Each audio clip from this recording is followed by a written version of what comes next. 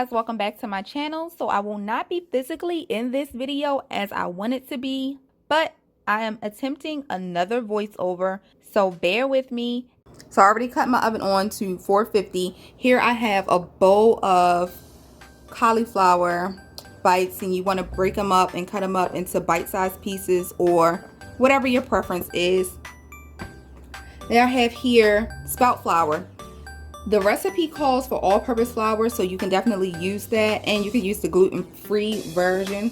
Guys, the measurements will be in the description box below. I have here a cup of water, chickpea flour or garbanzo beef flour. I have here 2 tablespoons of cooking oil. This is grapeseed oil. And I have here some seasonings. I have in here garlic, pepper, sea salt, and some other pepper and some cayenne pepper. That's what the red is.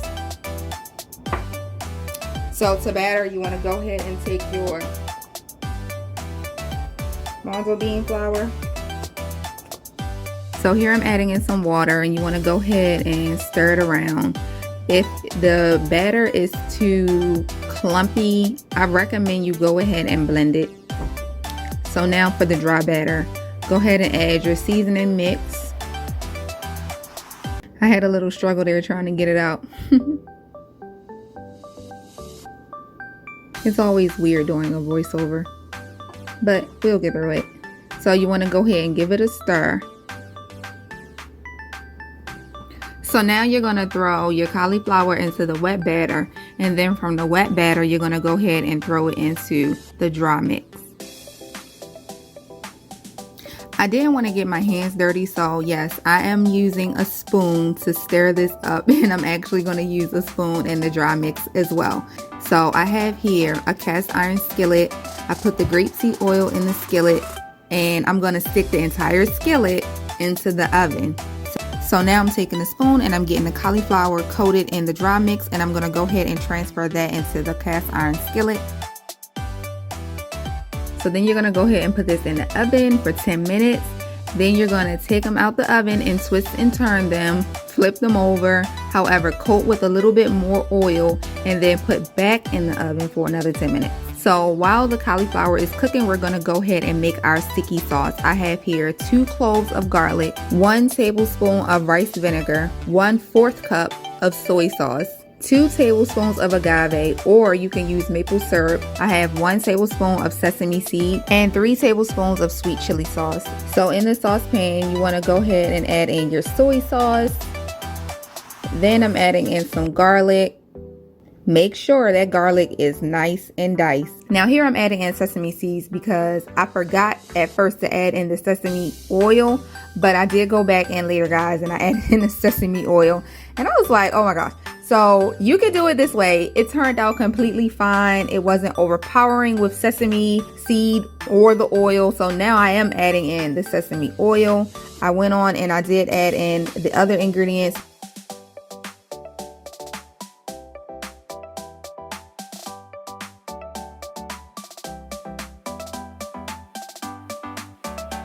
You want to go ahead and stir that up, and you want to cook that until it's kind of sticky, as it is sticky sauce. So now the cauliflower is out of the oven, cooked on all sides. As you can see, I'm adding on the sauce. So you want to add on some of the sauce now, and you're going to save. So basically what you're going to do is you're going to add half of the sauce now, and you're going to save the other half for when you're plating your food. So as you can see here, it is time to eat. Yes, kitchen was smelling so good. Can't wait to get up in this food.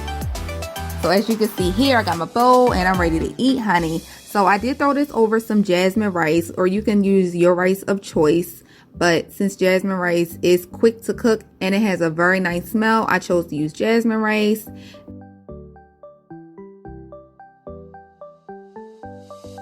Now I'm putting on the rest of the sauce, and I'm topping it with some chopped green onions. You can throw in some more sesame seeds, but as you can see by me mixing it with the sauce, it's blended perfectly. Oh my gosh, guys. Try this recipe. So good.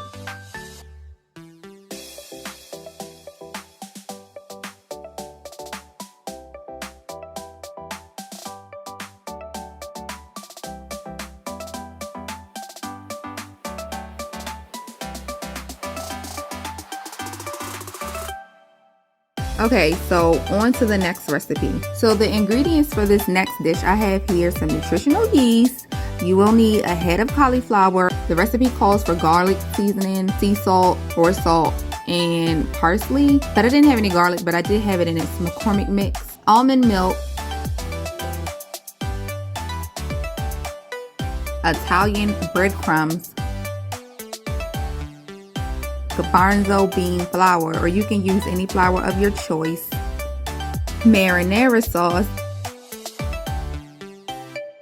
and some mozzarella cheese. Oh, and did I forget the Parmesan cheese? Did I say Parmesan cheese? Yeah, don't forget your Parmesan cheese. Follow Your Heart got the best Parmesan cheese. Oh my God. So you want to go ahead and preheat your ovens at 450, but as you can see, I have mine at 455. I don't know why. So we're about to go ahead and make the batters. You want to add 1/2 cup of garbanzo bean flour to a bowl. And add 1 cup of nut milk. Any nut milk of your choice is perfectly fine. Here I'm using almond milk. I would suggest for this recipe to use almond milk because it's like the most bland of all of the nut milks. You definitely don't want coconut milk for this.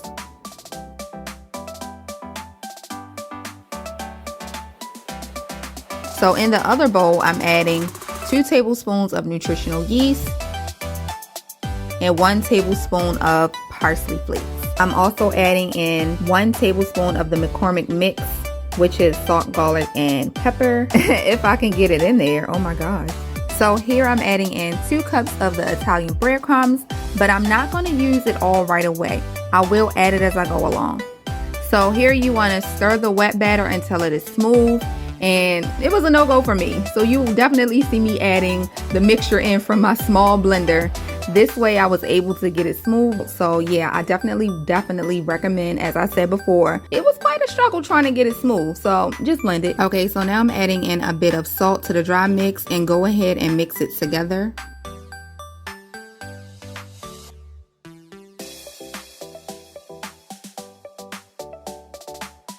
Guys, this mix smells so good. I'm not gonna lie to you. I kept sticking my finger in there and eating the dry mix. That is terrible. Don't judge me. So next, you're just simply adding your bite-sized pieces of cauliflower to the wet batter and then into the dry batter. And then you're gonna place them on a baking dish lined with parchment paper. And this is what it's looking like after you coated the cauliflower. Now put them in the oven and cook for 40 minutes on 450 degrees Fahrenheit. 450 degrees heat Fahrenheit. Did I say that right? Y'all know what I mean. Now that the cauliflower is out of the oven, you want to take 2 cups of marinara sauce and add some to the bottom of the baking dish, and you're going to save the rest to pour it on top of the cauliflower. As you can see, I added way too much to the bottom of my baking dish. I did go a little crazy. Don't be like that. Start out small and then work your way up and spread it out. Trust me, you do not need that much at the bottom of the baking dish. It's just wasted sauce. I'm so upset. I wasted half of my sauce. And then add the baked cauliflower pieces.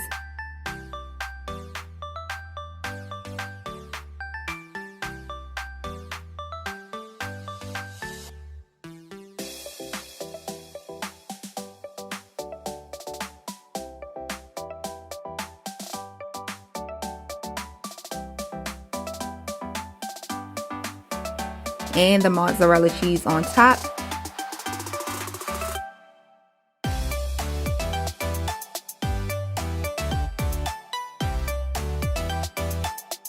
And then put it in the oven for another 15 minutes.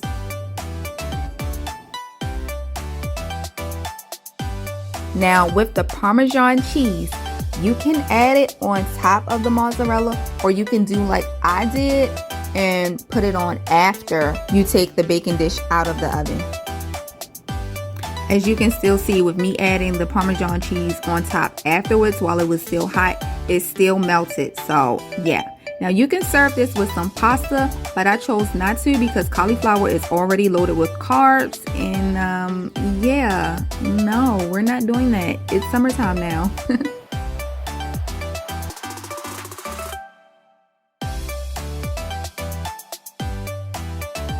And now we are at one of my favorite dishes of the summer, roasted taco cauliflower. That's what I'm gonna call it, but I might have it listed as something else in the video. Okay, so to start off this bomb dish, go ahead and preheat your oven to 425-degree heat Fahrenheit. Okay, so now let's season the cauliflower. The ingredients you will need is 1 tablespoon of grapeseed oil and 1 tablespoon of taco seasoning mix of your choice and 1 head of cauliflower chopped into bite-sized pieces. So on a baking tray lined with parchment paper, empty the cauliflower bits on it and coat it with oil, and then go ahead and add your taco mixture. But trust me, you want to coat the cauliflower real good so you can taste that seasoning in every single bite. Trust me. Oh my gosh, just me thinking about it. Like, so get in there and use your hands if you have to. Coat them cauliflower bites, okay? So I had to go in with a little bit more taco mix because I did want mine on the spicier side. You don't have to do this, but you can leave them looking like this if you want to, but yeah. And this is what it looks like once it's fully coated. Go ahead and put it in the oven and cook for 20 to 25 minutes. Make sure you turn them halfway to cook them on all sides. Okay, so while the cauliflower is in the oven, let's go ahead and prepare the refried beans. Take 1 can of black beans, make sure to rinse them off in cold water, and add the beans to a pot or pan with 1/2 cup of water and the rest of the taco mix. Now, since I had a little packet of Trader Joe's taco mix seasoning, I went on ahead and kind of added the rest. Oh my gosh, them beans turned out spectacular. That's all I gotta say. So you want to cook this on low heat and mash your beans with a masher. See, I don't have a masher, but I do have a spoon. But go ahead and mash your beans until the mixture is creamy in texture. Okay, so while the beans are cooking, let's go ahead and make the pico.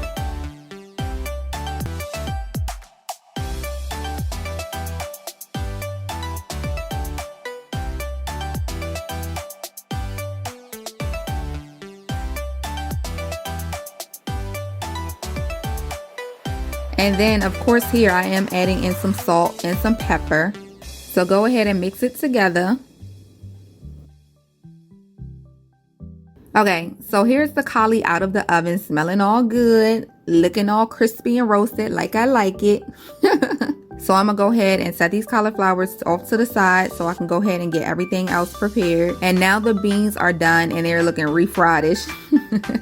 Refried-ish. Okay, all right, that's not funny. Okay, it's not funny, fine.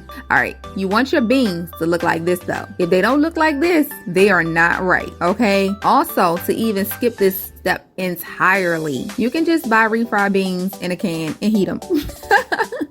Don't hurt me for having you go through all this. I have here some steamed corn, some chopped avocados, some green tomatoes, the green tomatoes, and everything else. Look, I was determined to make sure y'all knew, with that finger. Also, I got some hot sauce, as the recipe does call for hot sauce, but if you do happen to use the Trader Joe's taco mix, it's already spicy. Hey, sriracha is like kind of like a step down. But I did put the Texas Pete on there because I was being a daredevil when I did eat it, but y'all won't see that in this video. Okay, so now let's eat for real this time. I thought cauliflower steak was one of my favorite cauliflower dishes, but this is definitely a runner-up. I don't know. This dish might take the win. It's definitely my favorite dish out of the 3. You guys try each dish yourself and let me know. I know my daughter likes the sticky cauliflower recipe, but this one is definitely my fave.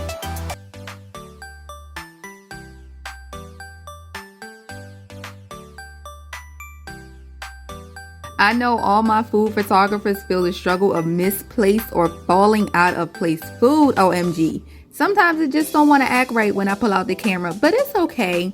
Thank you guys for watching this video. I hope you try and enjoy every last single dish. Trust me when I tell you, they are bomb. And I dug through the trenches just to find these 3 recipes to show you guys. This was my first time trying every single dish. Of course, I had these dishes in other styles without using cauliflower, and they were good as well. But the fact that the cauliflower is a lightweight meat substitute, it is definitely perfect for your plant-based diet. Bye!